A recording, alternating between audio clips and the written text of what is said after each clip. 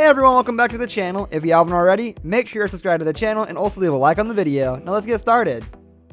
40-year-old Bethany starts off her season-8 episode by being honest about her compulsive overeating and her use of food as a crutch for her anxiety.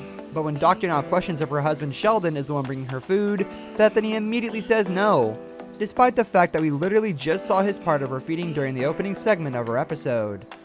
Later, Bethany shows off how well she's been doing with dieting on camera, but her next appointment reveals that the results aren't so promising with only a 14-pound loss. Bethany doesn't miss a beat in claiming that she's sticking to the 1,200 calories and continues to lie about this throughout her entire episode, even when she starts gaining weight again. She only breaks down at the end, telling Dr. No over video call that the food cravings have been too much before tearfully quitting the program. It was very, very tragic.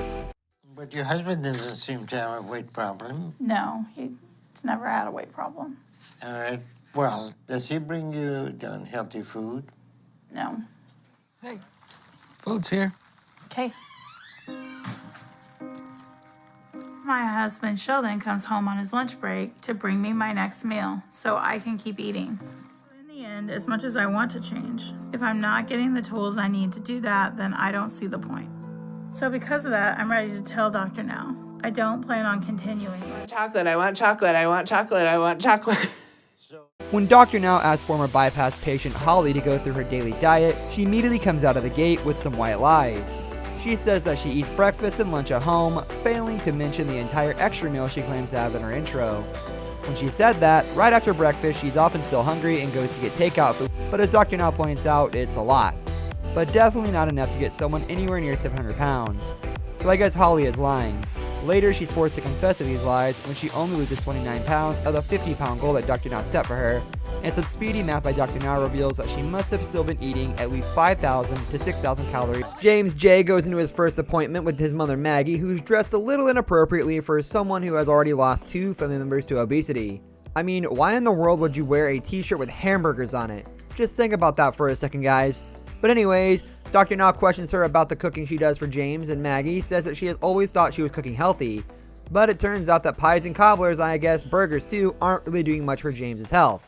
Dr. Now warns her that her son's headed for an earlier grave than her husband. Do you cook for him, or? I guess I thought I was cooking healthy. 23-year-old Nicole starts off her episode weighing close to 700 pounds, and when she's asked to explain how she got this way, she immediately shifts the blame away from herself. Her excuse is that her family keeps fast food around a lot of the time and she can't stand up to cook something else for herself. So she's essentially forced to eat the takeout food. But when the doctor questions her boyfriend Charlie, his side of the story is that he and Nicole's mother have to bring Nicole the food she wants or else she'll get upset. Now, it's not entirely a lie to say that Nicole's environment has contributed significantly to her weight, especially since her family doesn't change their own eating habits at all when she tries to start dieting. But it's very obvious that she's had far more of a hand in her own weight gain than she's willing to admit. My family has a fast food habit. I don't have a choice because I can't get up and stand and cook for myself, so I have to eat what's brought to me. So who bring it? My boyfriend and my mom. Why are you doing that? If she wants it, she'll throw a fit if I don't get it for her. You don't want to eat the bad food, but you have to because your family makes you.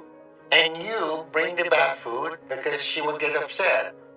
So I think I'm picking up on. And on that note, we are wrapping up today's video. I hope you guys enjoyed and let us know in the comments what you would like to see next.